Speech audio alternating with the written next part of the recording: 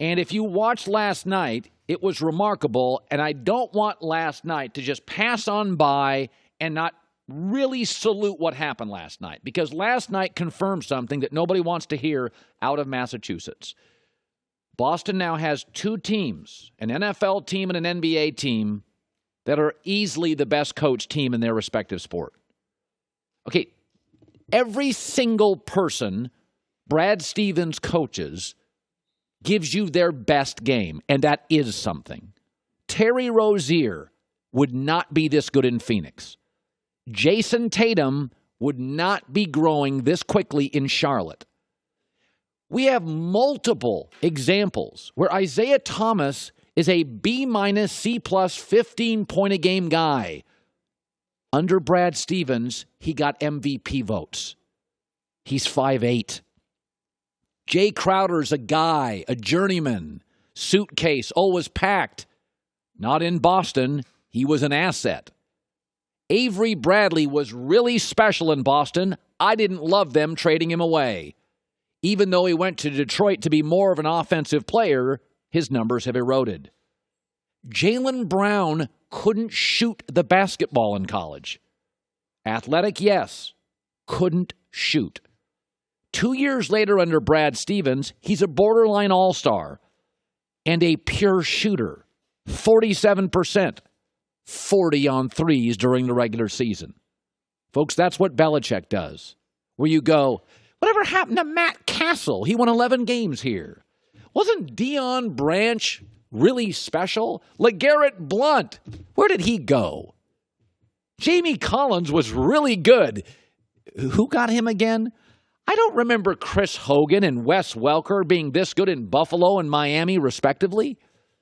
The all-time great coaches get the max. It's not just dialing up plays. They're all dialing up plays. It's your ability, just like every great boss I've had, that they get the best out of every individual employee. I mean, last night, they didn't have Kyrie. They didn't have Jaylen Brown. They didn't have Gordon Hayward. I could make the argument, those are their three best players, and they took Philly to the woodshed.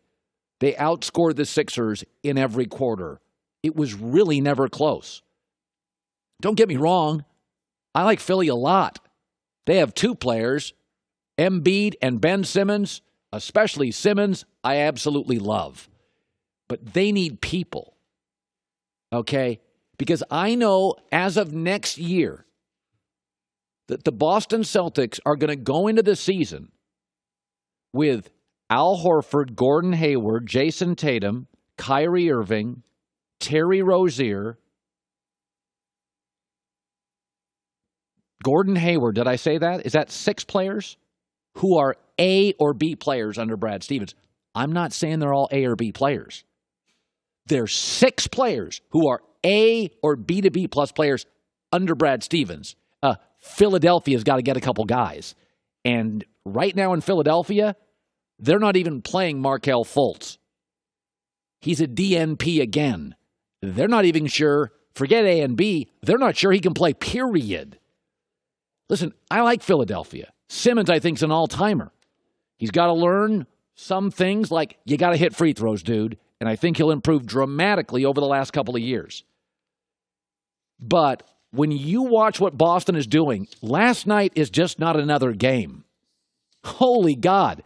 The Sixers were rested. The Celtics were not. And Boston took Philly to the shed.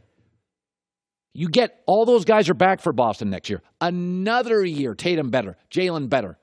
Gordon better. I mean, that just wasn't a moment last night. Like, put your arms around it.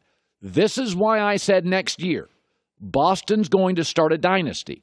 Again, they're going to be the Ali. Philadelphia's going to be the Joe Frazier. They're going to get their punches in. They're going to get their licks in. But don't kid yourself. If you're Philly last night, you got to look at that and go, crap.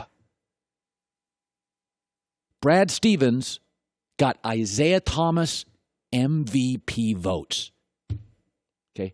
Lakers can't get rid of him fast enough. Cleveland couldn't get rid of him fast enough. Phoenix couldn't get rid of him fast enough. Sacramento didn't want him. Brad Stevens made him an MVP vote. That guy is Belichick. Sorry, Philly. Good luck facing Belichick for the next 15 years.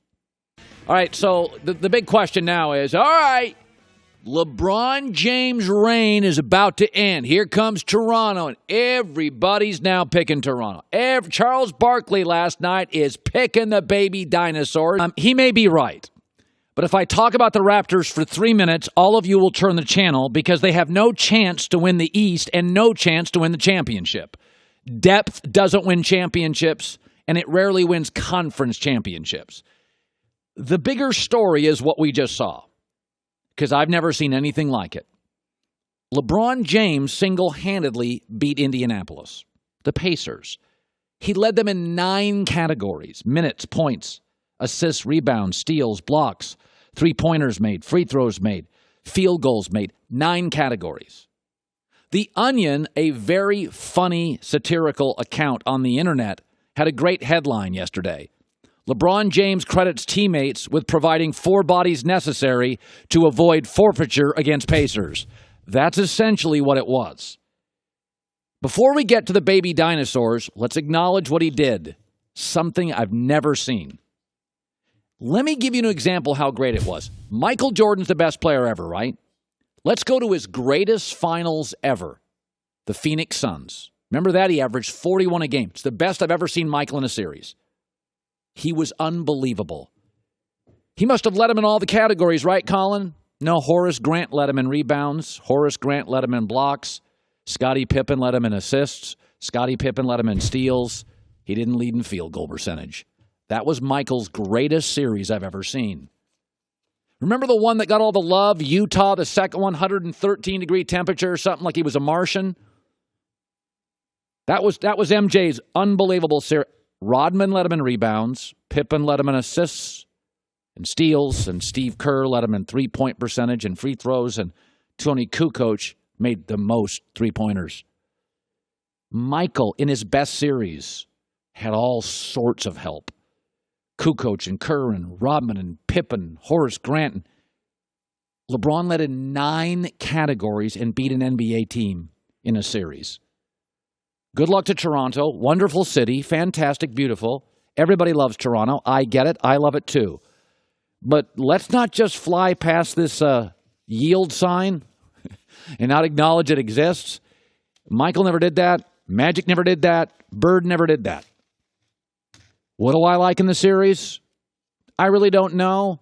But I know the LeBron asteroid in recent years has also killed the baby dinosaurs. So that's probably where I'm going in this one. Hi, everybody. Thanks for watching. Subscribe here to get the latest from the show. Also, be sure to check out more of the best clips from The Herd or go watch a few segments from other shows on FS1.